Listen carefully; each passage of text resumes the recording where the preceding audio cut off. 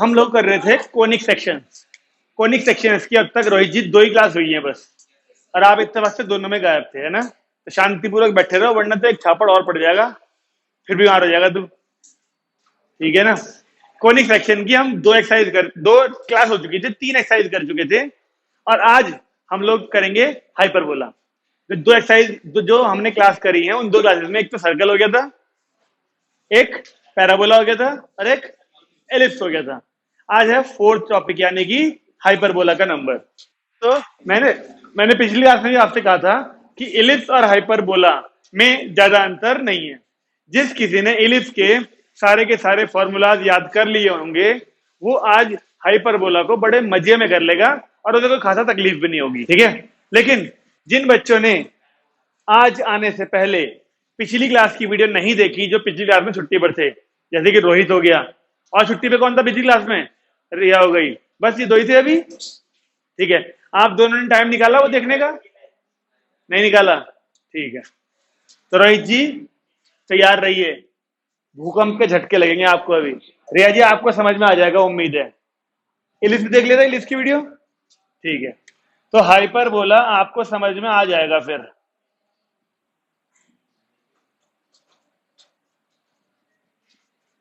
ठीक है जी, हाइपरबोला की बस शेप अलग होती है और कुछ टर्म्स अलग इस्तेमाल होती हैं इसके अंदर, बाकी सारा का सारा बिल्कुल वैसे ही चलने वाला है।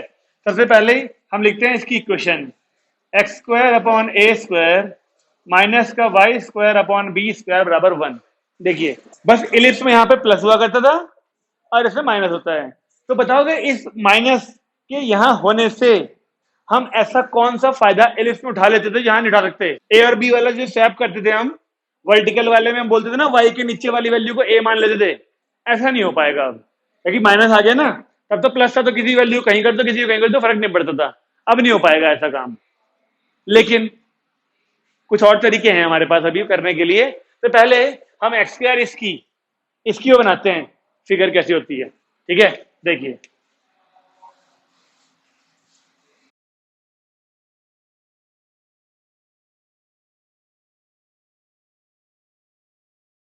ऐसा करके कुछ तरीके से आप ऐसा मान सकते हो कि उधर एक देखो, एक पैराबोला उधर है, एक पैराबोला इधर है, ऐसा है। ये पूरी कंबाइंड फिगर हाइपरबोला की है। ठीक है, अब इसके अंदर भी कुछ टर्म्स होती हैं, जैसे इलिप्स के अंदर थी, जो पॉइंट्स लिखे थे ना हमने, 7 पॉइंट्स थे ना जो फॉर्मूले थे उसके, major axis, minor axis, vertices, latus rectum, eccentricity, foci, और एक इक्वेशन थी सी स्क्वायर वाली। वो कुल मिला के 7 पॉइंट्स थे।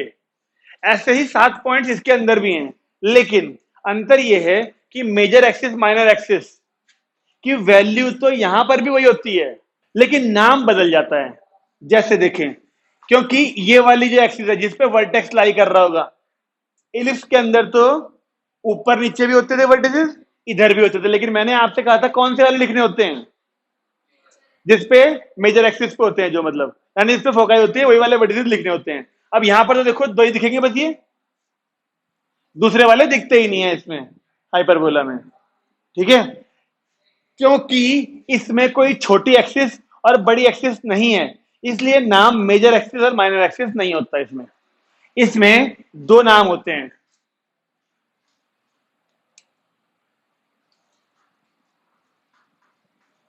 ट्रांसवर्स एक्सिस और कंजुगेट एक्सिस। वैल्यू वही होती है 2a और 2b, लेकिन क्योंकि छोटे बड़े का अंतर नहीं है ना।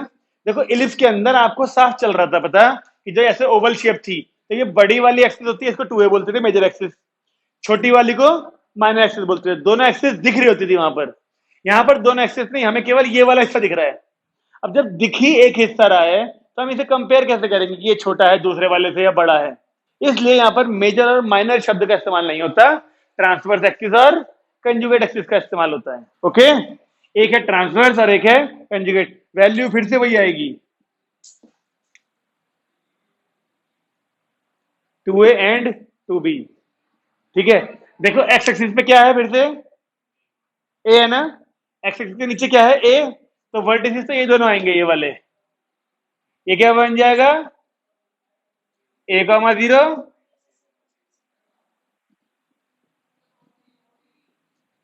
तो लिख दें यहां पर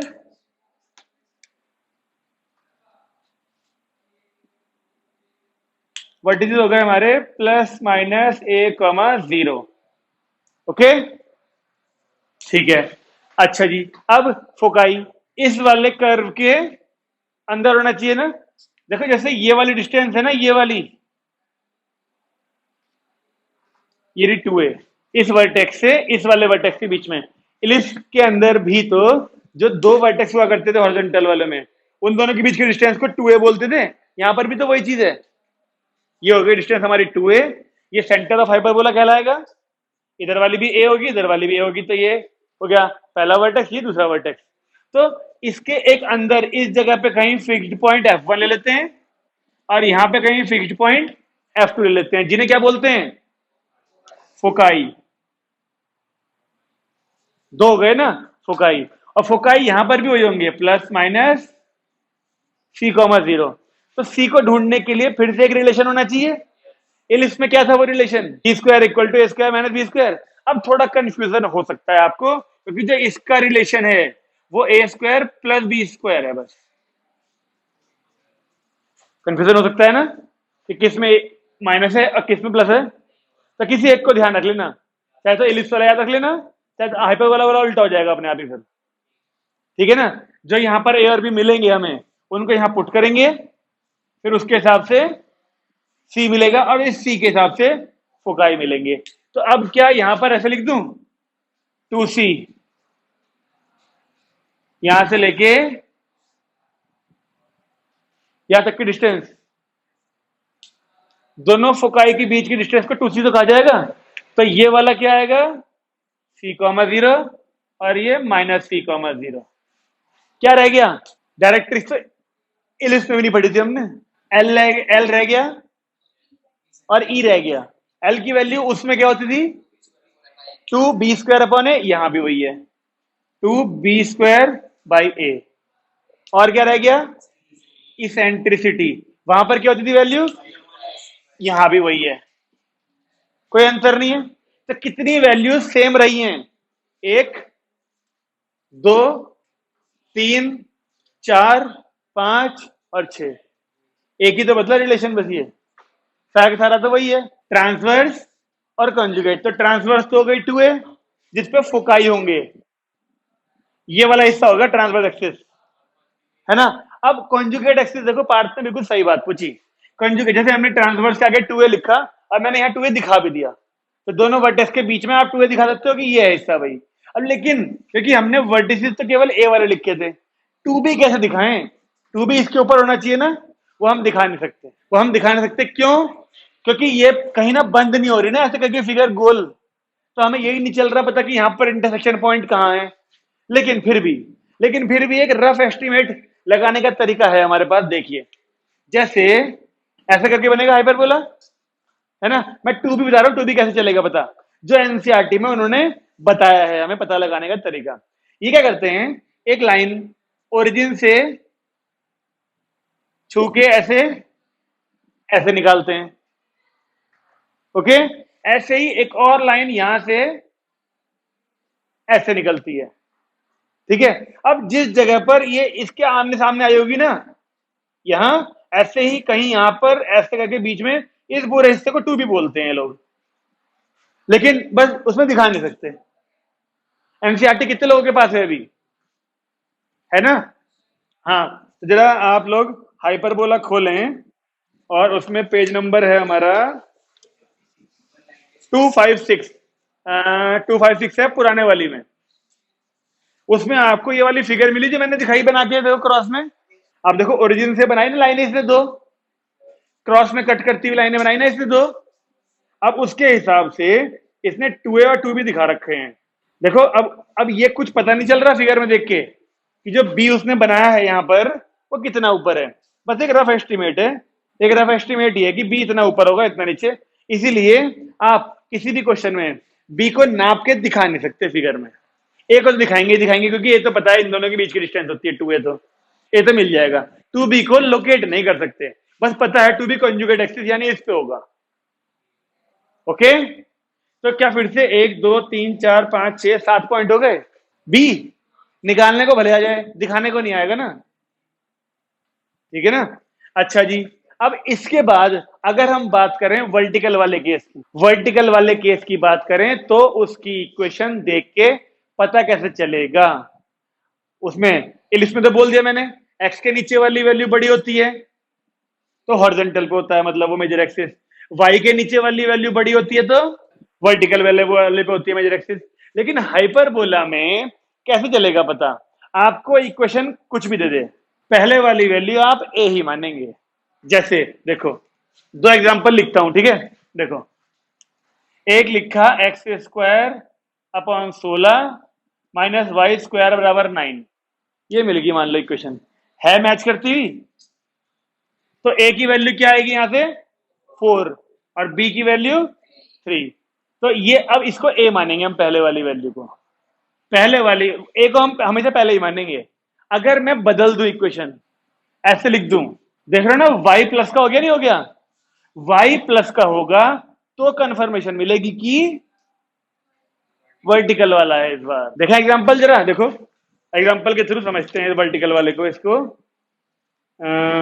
देखिए, पहले एग्जांपल नंबर 14 देखिए, उसके दो पार्ट हैं। उम्मीद है दोनों पार्ट, एक हॉरिजॉन्टल होगा और एक वर्टिकल होगा। एग्जांपल नंबर 14 मिला किसी को?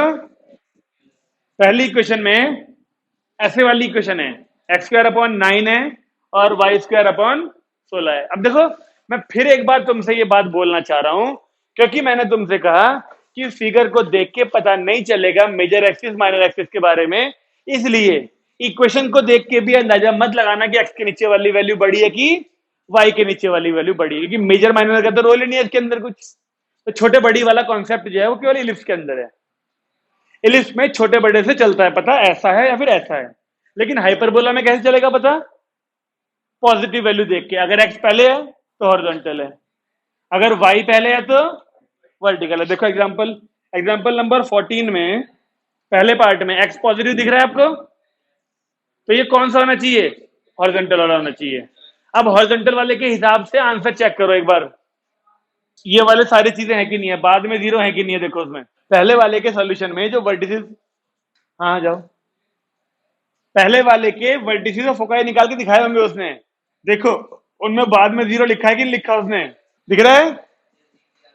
अच्छा, अब यही काम दूसरी इक्वेशन में करें। दूसरी इक्वेशन क्या है, वाई स्क्वायर 16x स्क्वायर बराबर 16। अब आपको पता है ना कि एक्स स्क्वायर वाई स्क्वायर अकेले होने चाहिए, तो 16 से पहले डिवाइड करना पड़ेगा तभी इक्वल में बनाएगा, है ना। तो क्या बनेगी, y square by 16 x square by 1, बताइए सही है।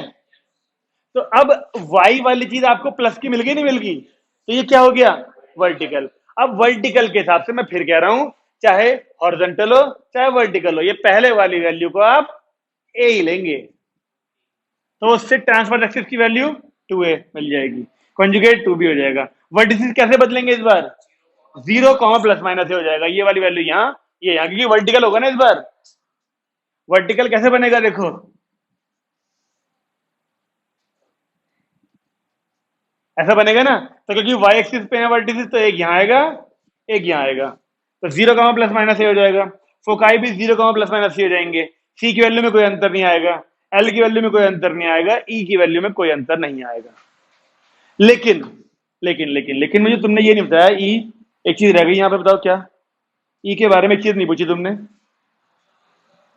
1 से छोटा है 1 से बड़ा वाली बात सोच के बताओ। c बाई है ये रही फिगर, c अपॉन a में c बड़ा है, a बड़ा क्या है। इस बार देखो c यहां से लेके यहां तक की डिस्टेंस है सेंटर से, और a इतना सा है, तो इस बार e क्या आना चाहिए, 1 से बड़ा। हाइपरबोला में e 1 से बड़ा आता है, एलिप्स में e 1 से छोटा आता है, और सर्कल में e बनाता है? सर्कल में आता है ना, इसमें कैसे आएगा, आप कुछ कितनी भी कोशिश कर लो, सी तो बड़ा ही रहेगा भाई, क्योंकि वो उसके अंदर आएगा। ये कोई ऐसा नहीं है कि इस पर्टिकुलर एग्जांपल, एक एग्जांपल के लिए लिखी गई ये बात।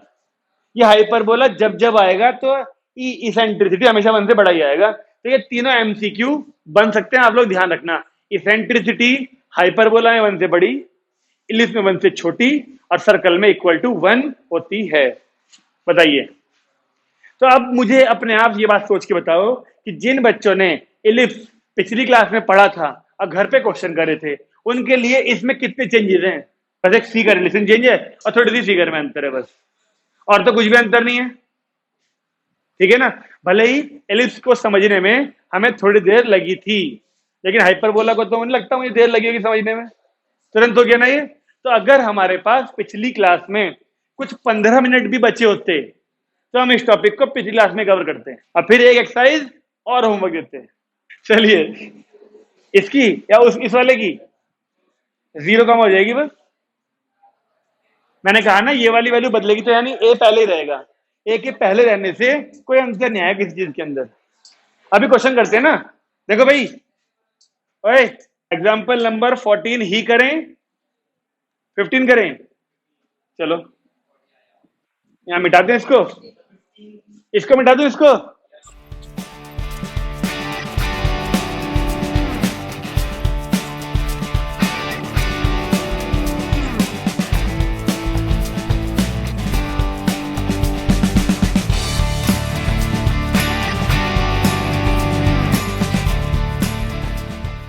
क्या है 15 क्वेश्चन में, 15 एग्जाम्पल में? हाँ भाई, एग्जाम्पल नंबर 15 में क्या क्या दिया बताओ। फोकाई क्या है,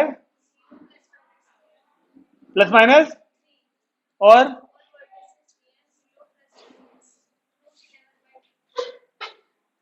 √11/2 ऐसे। लो भाई, अब इस तरह के फोकाई और वर्टिसेस देख के अंदाजा लग रहा है ये वाई एक्सिस पे है ना। देखो, फोकाई वाई एक्सिस पे है, वर्टिसेस वाई एक्सिस पे, यानी साफ हो गया कि वर्टिकल वाला हाइपरबोला है ये। सही है? और अगर वर्टिकल वाला है तो इसके हिसाब से वैल्यू डालना शुरू करते हैं। फोकाई में ये क्या होता है? ये ए होता है, ये सी होता है, तो सी की वैल्यू तो 3 मिल चुकी है। वर्टिसेस में जो वैल्यू होती है वो ए होती है, तो ए भी मिल चुका है। अब हम जानते हैं c square is equal to a square plus b square होता है। इससे बी की वैल्यू बताइए क्या आ रही है। तू नहीं कर रहा, घर जाके करेगा एक बार, कर ले 5 बजे दो। जब मुंह जबानी करने पर गलत हो जाए तो ईमानदारों की तरह कॉपी में कर लेना चाहिए। कर ले, जल्दी कर ले, गलत हो गया है। बी आ चुका। और इक्वेशन पूछी होगी फिर, अब तो बताइए नहीं कुछ।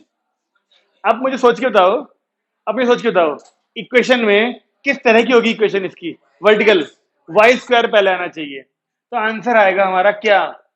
Y square by a square, यानी 11/4 minus x square by b का स्क्वायर, यानी 25/1।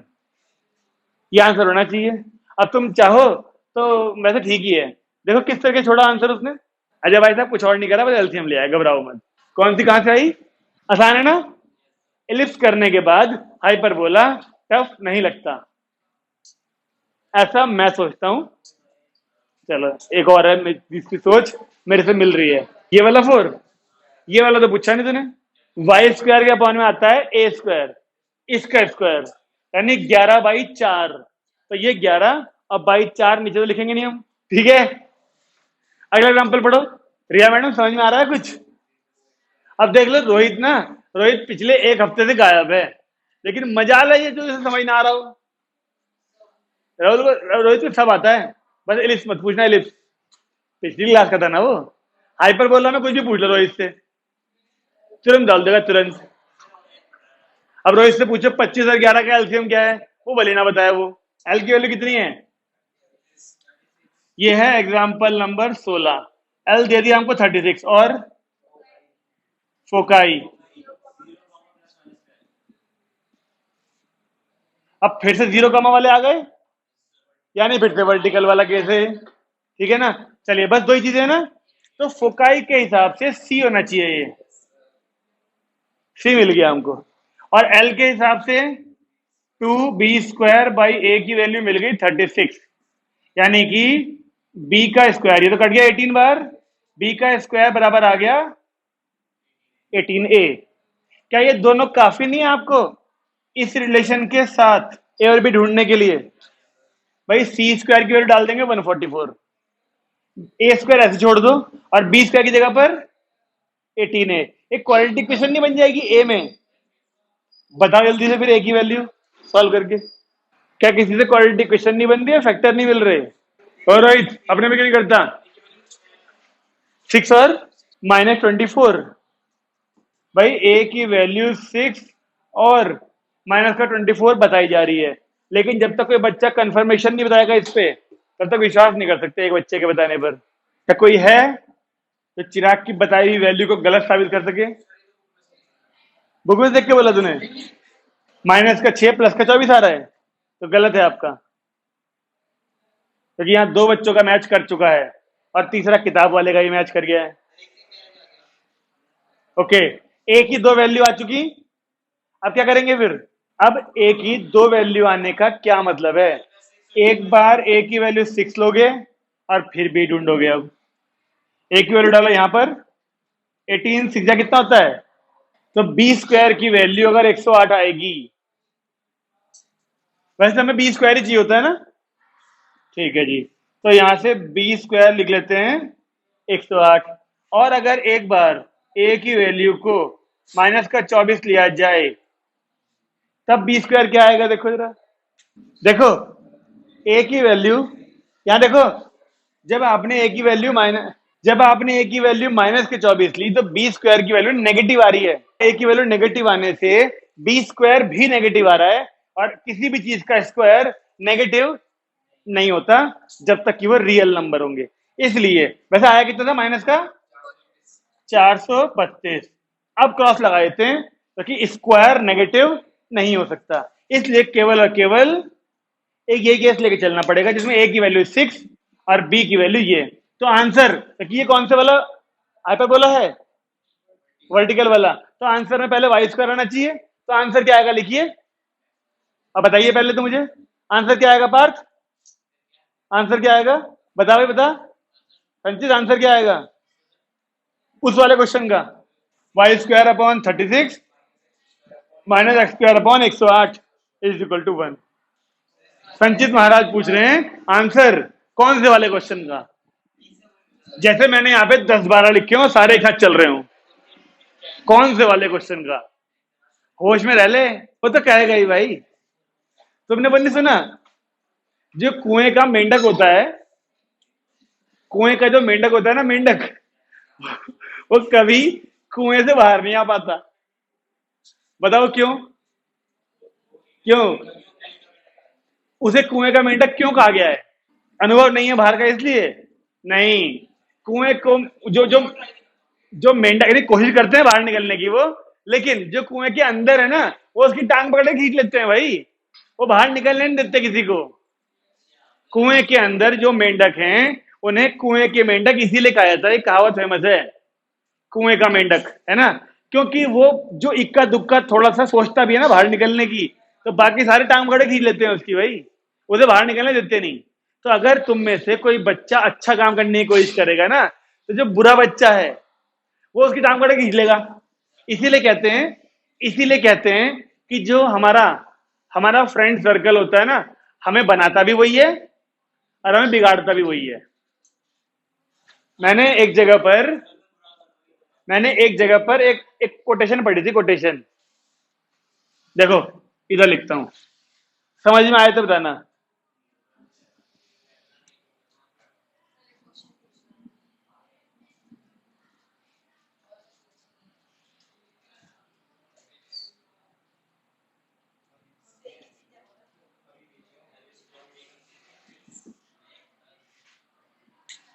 इसका क्या मतलब है? हम आदतें बनाते हैं किसी अच्छे काम के लिए या किसी बुरे काम के लिए, और फिर वही आदतें हमें या तो अच्छा इंसान बनाती हैं या फिर बुरा इंसान बनाती हैं।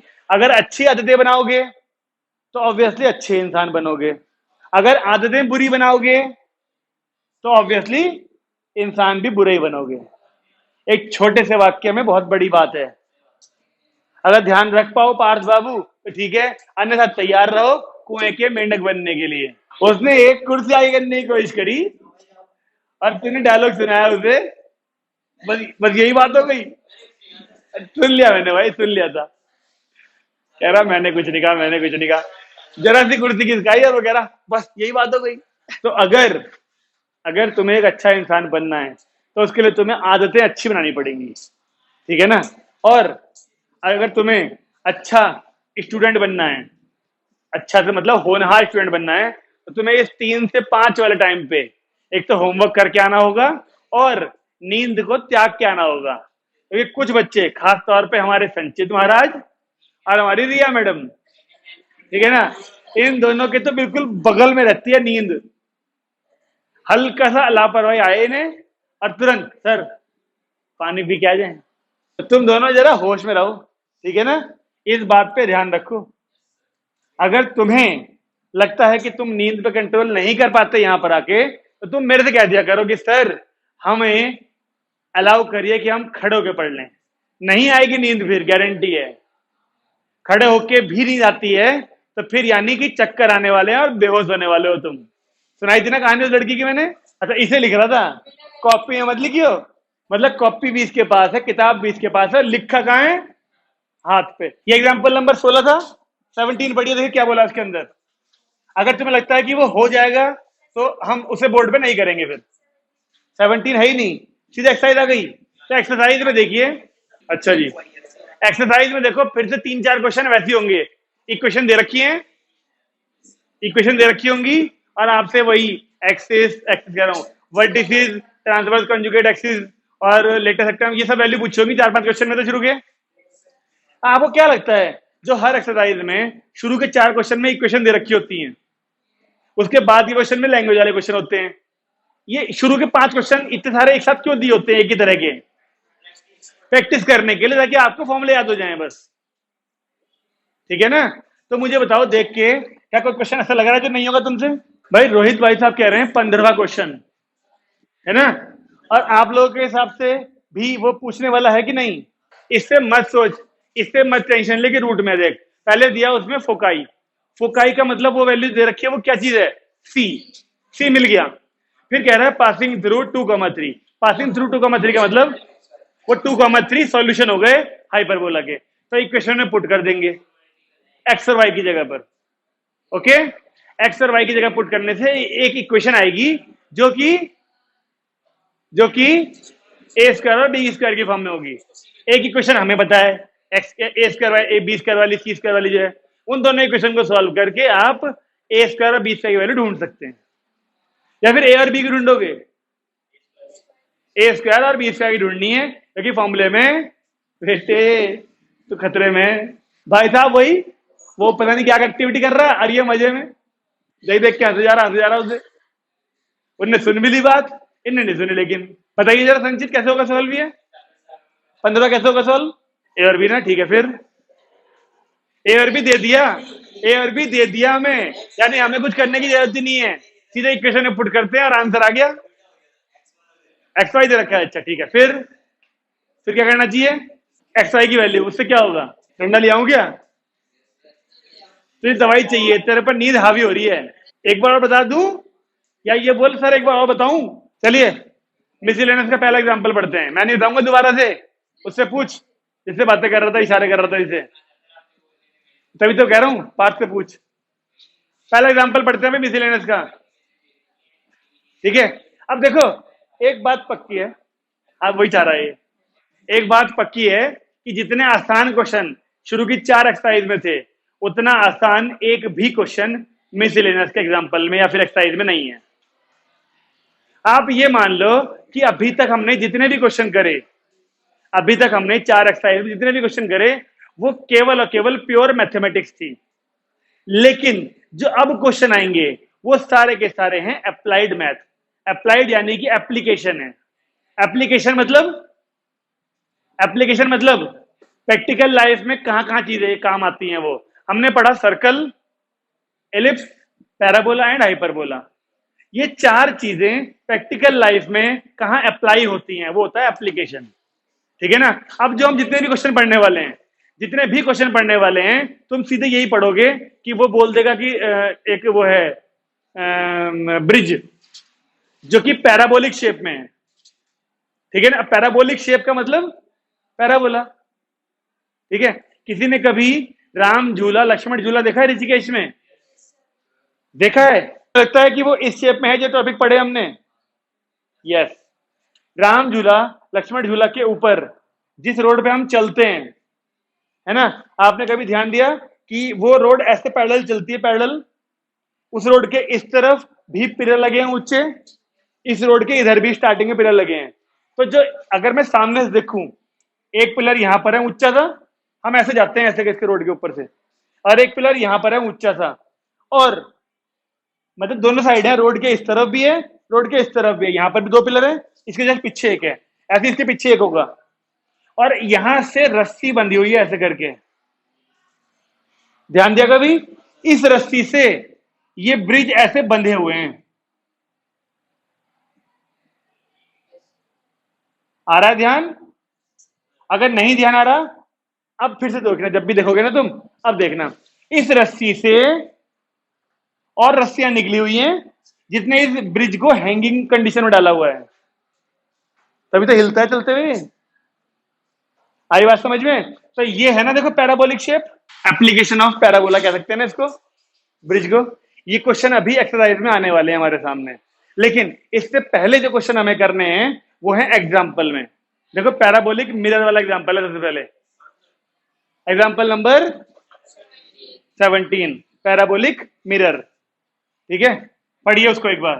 पैराबोलिक मिरर जो है, क्या क्या डायमेंशन दी है उसकी, इस तरह का है। जो हमारे बाइक्स में मिरर लगे होते हैं, वो भी इस टाइप के तो होते हैं मिरर, हल्के से कर्व होता है उनके अंदर। ठीक है ना। ये देखो, ये हो गया पैराबोला शेप, दिख रही है?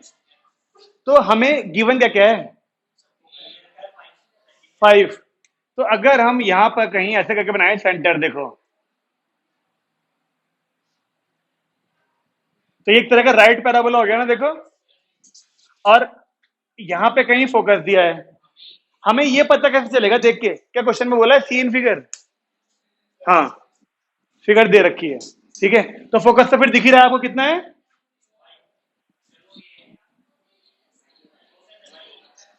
फोकस ए से होता है ना, फोकस ए को जीरो तो होता है, तो ये फोकस आ गया 5,0, और हमको ना यहां पर 45 दिया, कितना दिया है ये वाली डिस्टेंस, ये वाली। ठीक है, और पूछा क्या है? ये पूरा देखो, क्योंकि इस पॉइंट को ए लिया उसने, इस पॉइंट को बी लिया, पूरी ए भी पूछी है हमसे। क्या आपको लगता है जितना ये ऊपर होगा उतना ही नीचे भी होगा ए बी का हिस्सा? ठीक है, तो पता है इस पूरे टॉपिक में, यानी मिसलेनियस वाले में, हमको उस चीज पे काम करना है जो कि जिसे हम बोलते हैं solution of the line, solution of the curve. जैसे अभी संचित ने क्वेश्चन पूछा था ना, जो 2,3 पॉइंट दिया हुआ था वो उस कर्व के ऊपर था, तो उस 2,3 को उस कर्व का सॉल्यूशन बोलते हैं ना, फिर हम उसे उसमें पुट करते हैं। इस कॉन्सेप्ट को इस पूरी एक्सरसाइज में इस्तेमाल करना है। ठीक है, अब मुझे सोच के बताइए, अगर मैं इस वाली हाइट को h मान लूं, तो ये वाली जो डिस्टेंस है वो x होती है, और ये वाली y होती है इसके लिए। ये 45 है क्वेश्चन में गिवन है, ये 45 हो गई और ये h हो गई। तो क्या इस a पॉइंट के कोऑर्डिनेट्स को 45 h लिखना गलत होगा? नहीं। मिल गया ना पॉइंट?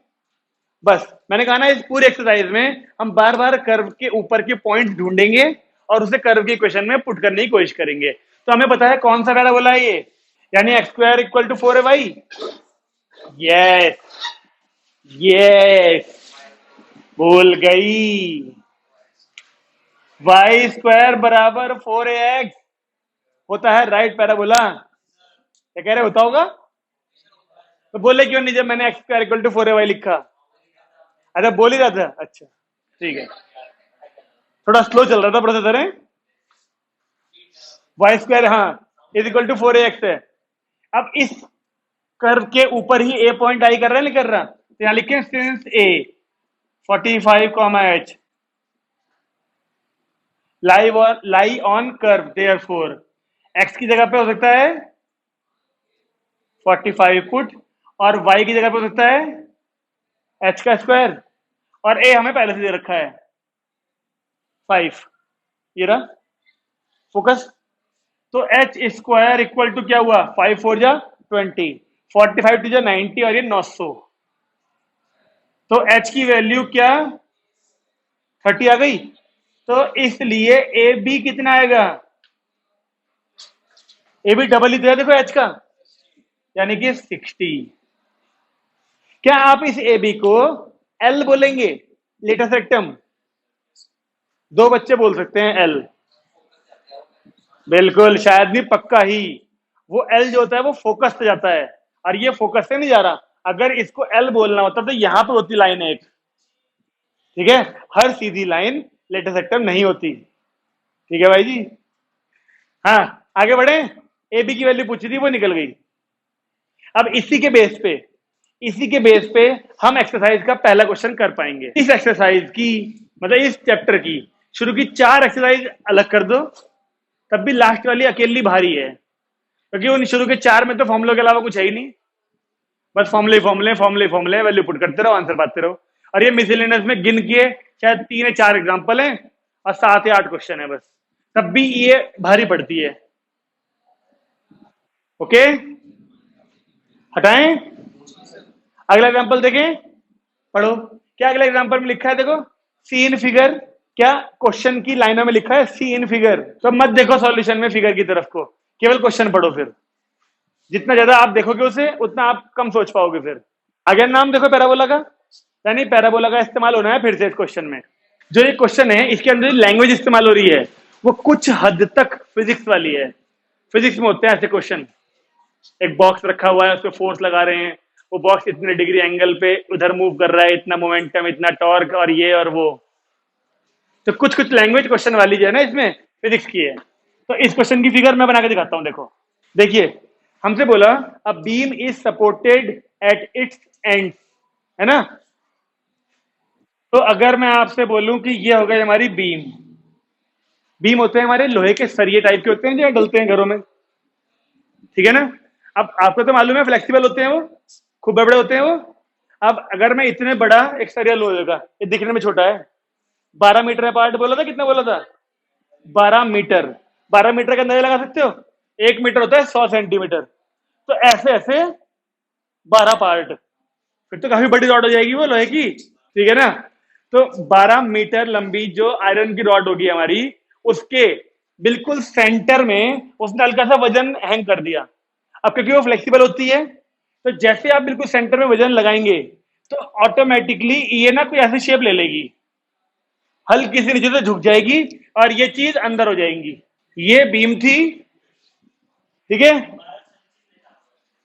क्या कर दो, अच्छा, 1 मीटर से छोटा बड़ा है ये, 12 नहीं 10 लटाने पड़ेंगे, 10 संचित।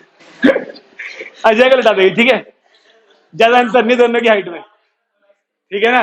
भाई चिराग, हमने, ओए यहाँ देखो, हम, अरे ठीक है, यहाँ तो सुन लो, हमने ये 12 मीटर की रॉड थी, एक बीम बोली ना उसने। अब उसने क्या करा, इस बीम के ना बिल्कुल सेंटर में वजन लगा दिया। तो इमेजिन करने की कोशिश कर कि तेरे पास एक लोहे की रॉड है।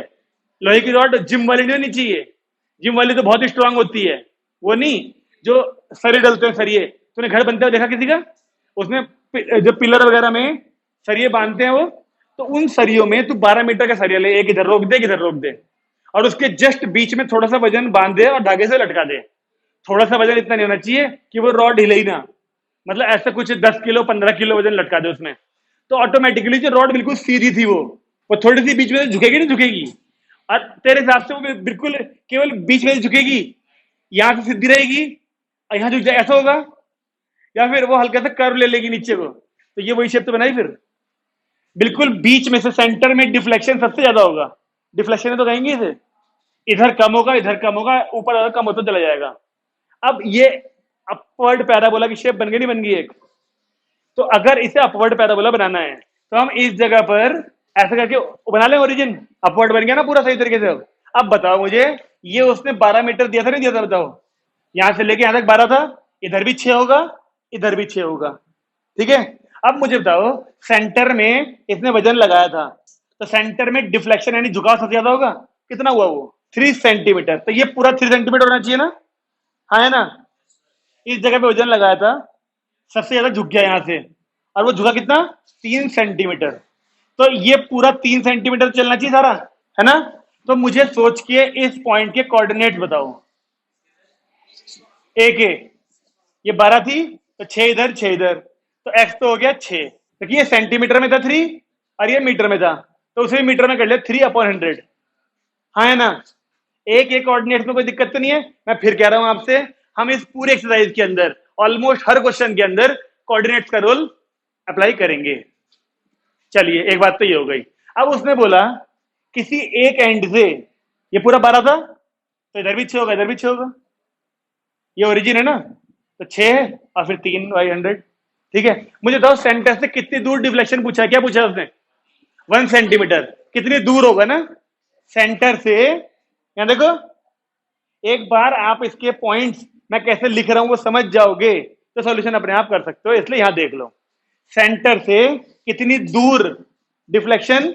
1 सेंटीमीटर होगा। तो सेंटर से कितनी दूर यानी कितनी दूरी है? डिफ्लेक्शन इसको बोलोगे कि इसको बोलोगे? ऊपर से नीचे वाला। अब इसने 1 सेंटीमीटर मान लो यहां कहीं दिया है, ये वाला 1 सेंटीमीटर हो गया मान लो, तो हमने यहां सेंटर से कितनी दूर? x1 ले लें इस चीज का, डिफ्लेक्शन ये वाला पॉइंट b ले लिया। अब ये वाली चीज 1 थी ना, ये पूरी कितनी थी? 3। अब झुकाव 1 सेंटीमीटर था ऊपर से। हम जब कोऑर्डिनेट लेट करते हैं तो कोऑर्डिनेट में हम नीचे से काउंट करते हैं ऊपर को वैल्यू, तो ये कितनी हुई हाइट फिर? तो x1 कॉमा, बताइए 2/100 होना चाहिए नहीं होना चाहिए b के कोऑर्डिनेट? उसने हमसे पूछा सेंटर से कितनी दूरी पर झुकाव 1 सेंटीमीटर था, यानी ये पॉइंट पूछा है उसने। तो ये झुकाव 1 सेंटीमीटर हुआ, लेकिन जब कोऑर्डिनेट्स लिखते हैं तो ओरिजिन से काउंट करते हैं डिस्टेंस, ये वाली और ये वाली। तो जब वो 1 था तो नीचे से 2 हो जाएगा ना पूरा। कौन दोनों की? ये 1 है तो ये तो 2 होगा ना, बराबर कहां है? ये पूरी 3 थी, वो देख। अगर ऊपर से उसका बीम का झुकाव 1 सेंटीमीटर का है तो नीचे वाली डिस्टेंस ऑटोमेटिकली 2 सेंटीमीटर तो होगी।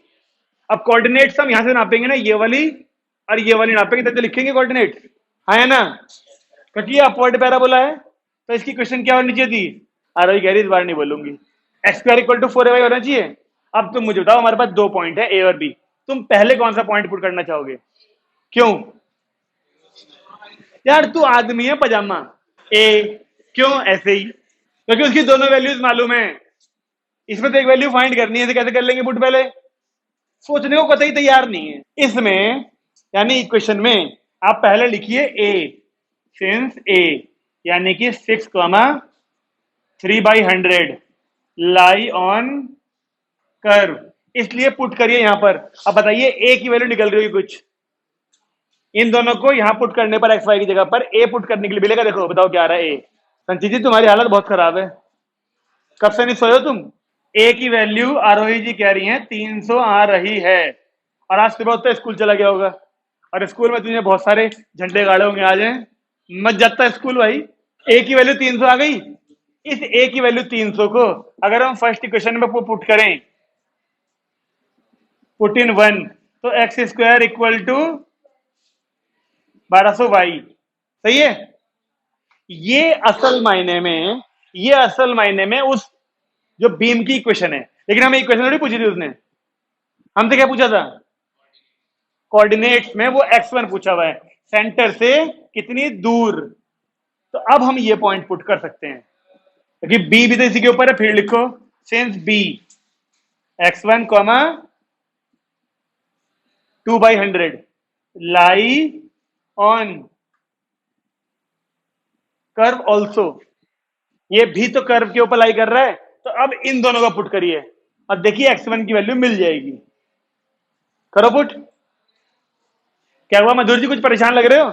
ए की वैल्यू 300 नहीं आई तेरी, क्यों? या तो x की जगह पर 6 आएगा 36, 4 इंटू ए, और y की जगह पर 3/100, काटा पिट्टी का 300 आना चाहिए।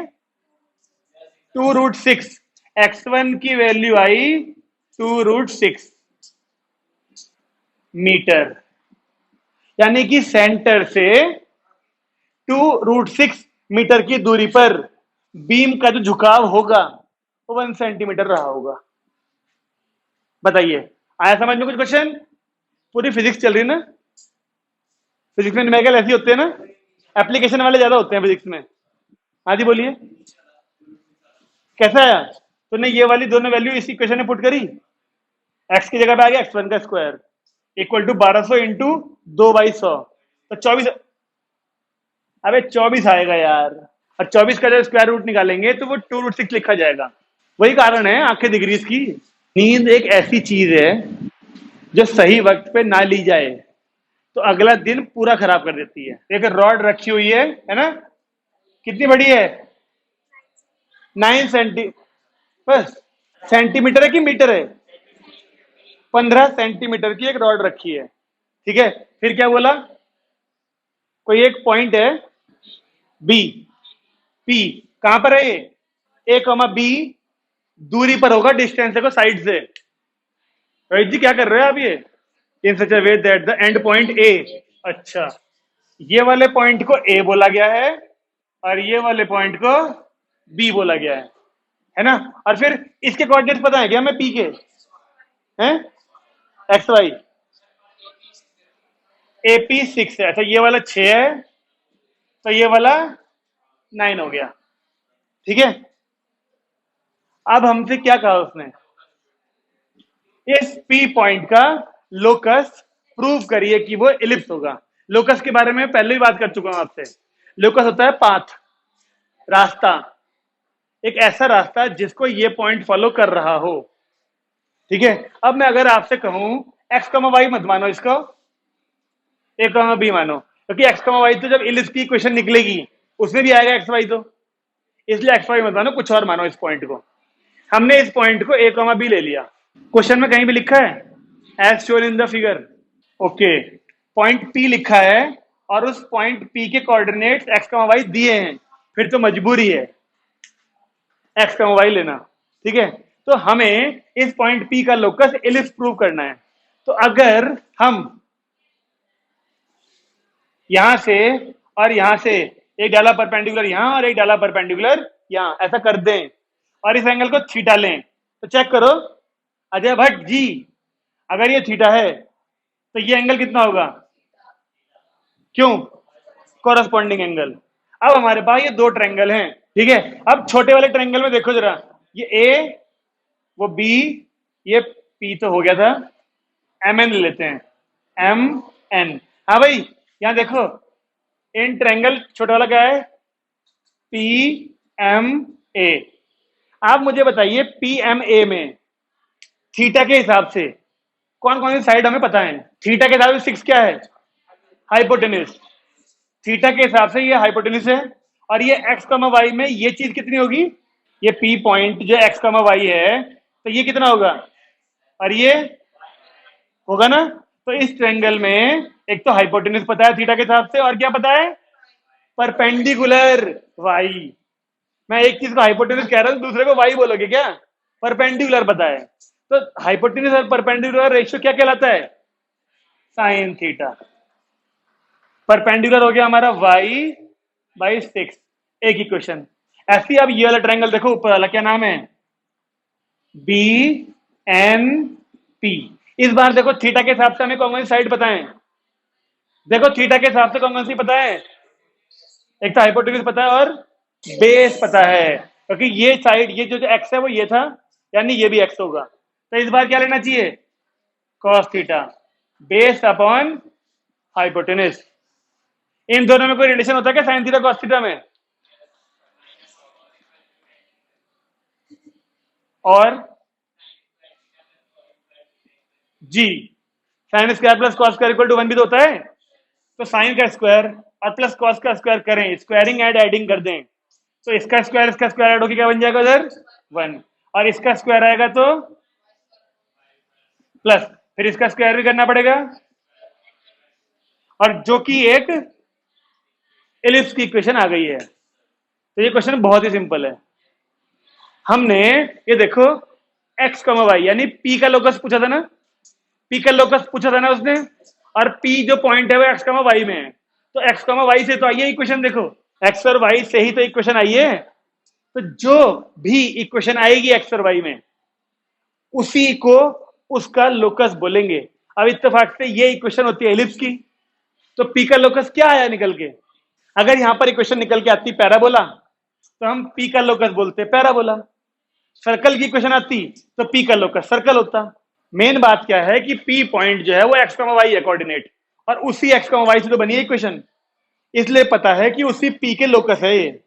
अगर यहां पर एक्स और वाई के बदले कोई और वेरिएबल आते तो हम पी पॉइंट के नहीं बोल पाते लोकस उसको। वो ऐसे ही रहेगा भैया, आज यही कहना पड़ेगा तुझे। ये समझ में आ रहा है? छुट्टी भी करेंगे भाई जब एक एक हफ्ते बाद आते हैं ना। ओहो, इतना पढ़ाई कर ली। बोलिए, आया समझ में यहां तक? तो इसके बेस पे ना, इसके बेस पे जरा लिखिए होमवर्क। एक्सरसाइज का पहला क्वेश्चन हो जाएगा, लिखो कॉपी में, लिखो अपनी। एक्सरसाइज का पहला हो जाएगा, हाँ पहला हो जाएगा, पांचवा हो जाएगा, छठा हो जाएगा और दूसरा हो जाएगा।